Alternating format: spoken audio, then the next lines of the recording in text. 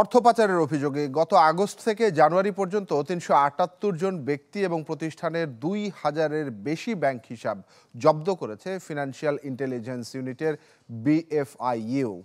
আর্থিক গোয়েন্দা সংস্থার সবশেষ প্রতিবেদনে এমন তথ্য উঠে এসেছে। এ সকল ব্যাংক হিসাবে প্রায় ১৬,০০০ কোটি টাকা রয়েছে, যেখানে মামলার সংখ্যা ১১৫টি। এই পর্যন্ত ৯৫টি চূড়ান্ত রিপোর্ট দেওয়া হয়েছে। এর আগে গেল ডিসেম্বর পর্যন্ত ৩৬৬ জন ব্যক্তি ও প্রতিষ্ঠানের ব্যাংক হিসাবের প্রায় ১৫,০০০ কোটি টাকা জব্দ করেছিল এই সংস্থাটি। মামলা ছিল ১১২টি।